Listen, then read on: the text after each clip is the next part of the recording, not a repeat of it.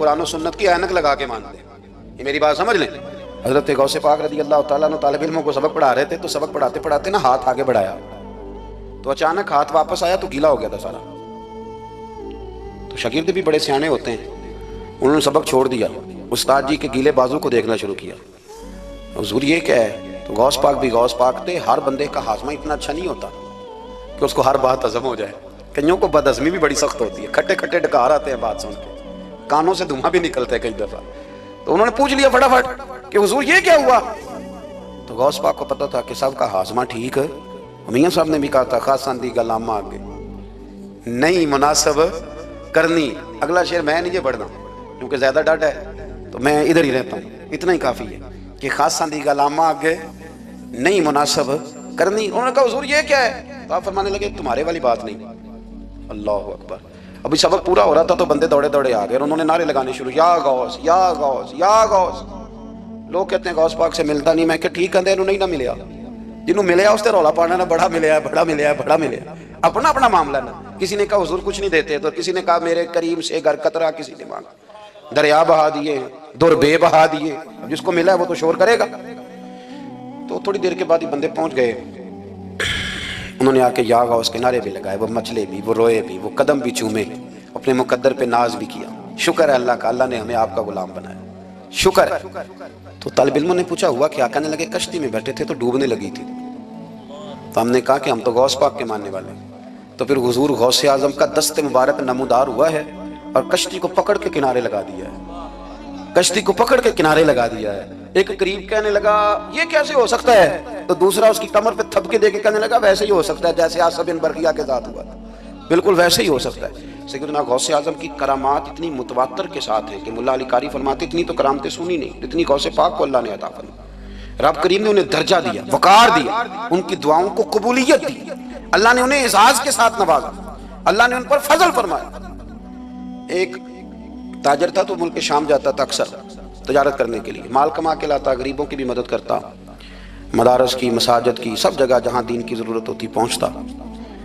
ایک بغداد میں اور درویش بھی گزرے جن کا نام شیخ حماد ہے، وہ بھی بڑے درویش تھے.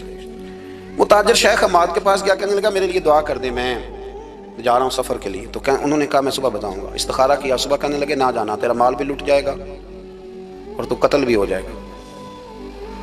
وہ بڑا پریشان ہوا، حضور غوث پاک کے پاس گیا، کہنے لگا حضور وہاں بھی میں نے کہلا بھیج دیا ہے، سامان میرا پڑا ہے، جاؤں گا نہیں، پیمنٹ نہیں کروں گا، ملے گا نہیں تو خسارہ ہو جائے گا، مہربانی فرمائے. غوث پاک نے مراقبہ کیا، فرمایا تو جا اللہ خیر کرے گا، تو جا اللہ خیر کرے گا.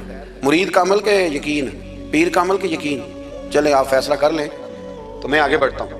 حضرت غوث اعظم رضی اللہ تعالیٰ عنہ نے مرید سے کہا تو جا اور اللہ خیر کرے گا. وہ گیا، کہتے میں نے پیمنٹ کی، مال لیا، واپس آیا. گھوڑوں کا سفر تھا، رستے میں رات کو ایک جگہ سویا، خواب دیکھتا ہوں. خواب میں ڈاکو آ گئے، انہوں نے پہلے مال لوٹا پھر مجھے قتل کیا. اور جب میرے گردن پہ انہوں نے خنجر چلائی، خواب دیکھ رہا تو میری فٹافٹ آنکھ کھل گئی. اور جب میری آنکھ کھلی تو میں اسی وقت ہی رخت سفر باندھا، سر پٹ گھوڑے دڑائے، کچھ رات کو کچھ دن کو، سویرے بغداد پہنچ گیا. کہتے خیال تھا کہ پہلے غوث پاک کے پاس جاؤں گا لیکن پہلے شیخ حماد سے ملاقات ہوگی. میرا چہرہ دیکھا، پریشان تو دیکھ کے مسکرائے، فرمانے لگے بھی تیرا پیر بڑا شاندار ہے، تیرا پیر بڑا شاندار ہے. وہ کام جو حقیقت میں ہونا تھا نا، حقیقت میں انہوں نے دعا کی ہے تو رب کریم نے اسے خواب بنا دیا ہے. ان کی دعا کی برکت سے اللہ نے اسے. اب میں بات مضبوط کرنا چاہتا ہوں تو میں ایک حدیث پاک بھی پڑھ دوں. لوگ کہیں گے جی مرنے والا بھی بچ جاتا ہے، عمر بھی بڑھ جاتی ہے. مشکات کی حدیث ہے، ترمذی میں بھی موجود ہے. نبی پاک صلی اللہ علیہ وسلم نے فرمایا اگر تم چاہتے ہو رزق بھی بڑھ جائے، عمر بھی لمبی ہو جائے، تو اپنے رشتہ داروں سے اچھا سلوک کرو. اس کا مطلب ہے کہ عمر بڑھ جاتی ہے، موت کچھ وقت کے لیے ٹل بھی جاتی ہے. حضور غوث پاک کو اللہ نے بڑا اعزاز دیا، بڑی کرامات دی. آپ فرمایا کرتے تھے میں نے 40 سال اپنے رب کو راضی کیا مصلی پہ بیٹھ کے. تو میرے مالک نے پھر پوچھا ہے کہ عبد القادر کچھ مانگ لے، کوئی بات کر لے. تو سیدنا غوث اعظم رضی اللہ تعالیٰ عنہ فرماتے ہیں کہ میں نے پھر اپنے رب کریم کی بارگاہ میں عرض کیا مالک جو قیامت تک مجھ سے محبت کرے، فضل کرنا اسے بغیر توبہ کے موت نہ دینا. تو میرے رب نے میری اس دعا کو شرف قبولیت عطا فرمایا کہ جو مجھ سے پیار کرے گا، میرا نام لے گا، وہ بغیر توبہ کے نہیں مرے گا. جنات بھی آپ کی بارگاہ میں حاضر ہوتے. آپ کو شیخ بحر و بر کہا جاتا ہے.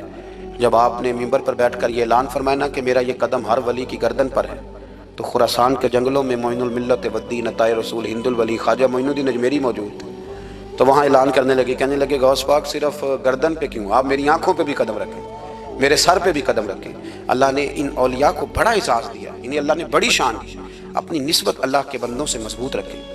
ضروری نہیں کہ آپ کسی جگہ مرید ہی ہوں گے تو آپ کی نسبت مضبوط ہوگی، آپ خواجہ معین الدین سے پیار کریں، آپ حضرت بہاؤالحق نقشبند بخاری سے پیار کریں، داتا علی اجویری سے پیار کریں، آپ غوث پاک جیلانی سے، آپ اللہ کے نیک بندوں سے محبت کریں، ان کا تذکرہ سنیں۔ اب تو پوری مہم چلی ہوئی ہے اللہ کے بندوں کے خلاف، لوگوں نے ایسا وار چلایا کہ بس جی کچھ بھی نہیں جی، آپ چھوڑیں، آپ ڈائریکٹ کتاب و سنت کو پڑھیں، کوئی بھی نہیں جی، کوئی ولی نہیں، تو پھر وہ جو اتنی آیتیں ہیں، وہ حدیثیں ہیں، وہ سارا کچھ، اس کا مطلب ہے امت میں ولی ہوتے ہی نہیں۔ تو الا ان اولیاء اللہ لا خوف علیہم ولا هم یحزنون کا کیا معنی ہے؟ اس کا کیا مطلب؟ آپ نے تو ملیا میٹ کر دیا، سارا پوری مہم چلی، اللہ کے بندوں سے پیار کرے، اور میرے نبی پاک صلی اللہ علیہ وسلم نے فرمایا جو جس سے پیار کرے گا قیامت کے دن اسی کے ساتھ اٹھایا جائے گا۔ اور حضرت ابو ذر غفاری نے عرض کیا تھا یا رسول اللہ اگر وہ ان جیسے عمل نہ بھی کرے تو فرمایا اللہ بڑا کریم ہے، ایمان کی سلامتی سے جائے اللہ ان کے ساتھ ہی کھڑا فرما دے گا۔ حضرت محدث اعظم پاکستان مولانا سردار احمد صاحب رحمۃ اللہ علیہ بڑے مصروف آدمی تھے، پر بڑھاپے کے عالم میں بھی نا شیخ الحدیث تھے، شاید اتنے کسی کے شاگرد دنیا میں ہوں جتنے حضرت کے تھے۔ ہر جمعرات کو فیصل آباد سے لاہور آتے تھے داتا صاحب کے مزار پہ حاضری دے، ہر جمعرات۔ یہ چند دن پہلے ہمارے ایک بزرگ افریقہ سے آئے ہوئے تھے، افریقہ سے، تو پوچھا حضرت جی خیریت سے آنا ہوا؟ تو کہنے لگے پہلا مقصد تو داتا صاحب کے مزار پہ حاضری دینا اور باقی اس کے بعد۔ تو ہر جمعرات کو حضرت محدث اعظم رحمۃ اللہ علیہ آتے تھے، ہر جمعرات۔ ایک مولوی صاحب نے ایک دفعہ شوشہ چھوڑ دیا لاہور میں کہ داتا صاحب کی قبر تو قلعے میں ہے۔ لوگ شوشہ چھوڑتے رہتے ہیں نا کہ چلو کسی طریقے سے بندے ہٹائے جائیں، پر جن کی محبت اللہ دلوں میں پیدا کرے ان سے کیسے ہٹایا جائے؟ وہ جی ادھر قبر ہی نہیں، وہ تو قلعے میں ہے۔ وہ تجھے کون بتا گیا؟ کہتا جی میں نے ایک روایت پڑھی، فلانے بندے نے لکھا ہے، چلو جی الجھاؤ بن گیا۔ ہمارے ہاں جو انوکھی بات کر دے اس پہ بحث بھی شروع ہو جاتی، بڑی لے دے ہوئی، بڑا کچھ ہوا۔ سید ابو البرکات شاہ صاحب ایک بہت بڑے عالم گزرے ہیں، داتا صاحب کے مزار سے تھوڑا سا آگے بڑھیں تو حزب الاناف بہت بڑا مدرسہ ہے، اس کے وہ شیخ الحدیث تھے، اعلیٰ حضرت کے خلیفہ تھے، سید تھے۔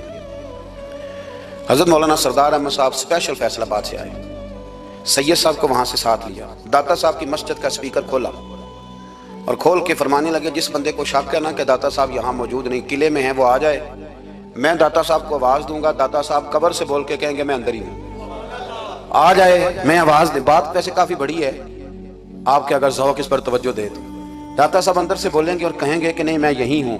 وہ سید صاحب کہتے ہیں کہ مینوں تو ایک گھر تیری دسی گل ساتھ ہی لے آئے ہو، وہ گھر میں بتانا تھا۔ اور کہتے ہیں جبہ کھینچ کے نا محدث اعظم کا، کہنے لگے مولانا آپ نے بڑا دعویٰ کر دیا ہے، بڑا دعویٰ کر دیا آپ کہ داتا صاحب اندر سے بولتے، بڑا دعویٰ ہے۔ مولانا سردار احمد صاحب فرمانے لگے سید صاحب اپنی مرضی سے نہیں کیا، داتا صاحب سے پوچھ کے کیا ہے، داتا صاحب نے مجھے کہا ہے تو آواز دینا اور میں اندر سے بول پڑوں گا، پر میں کل شام تک ادھر بیٹھا ہوں، جس کا دل کرے وہ آئے، میں انشاءاللہ تعالی آواز دوں گا اور علی بن عثمان حجویری قبر کے اندر سے بولیں گے۔ لیکن چونکہ پیچھے کرم تھا نا، لہٰذا آیا کوئی بھی نہیں، پہنچا کوئی بندہ۔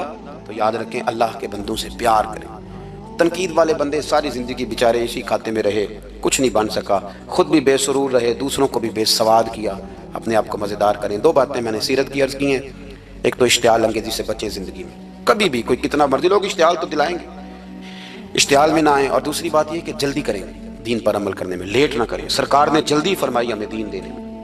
اور پھر ایک بات میں نے آپ کی خدمت میں عرض کی ہے کہ اللہ کے ولیوں سے پیار کریں، اللہ ہمیں سمجھنے کی توفیق عطا فرمائے۔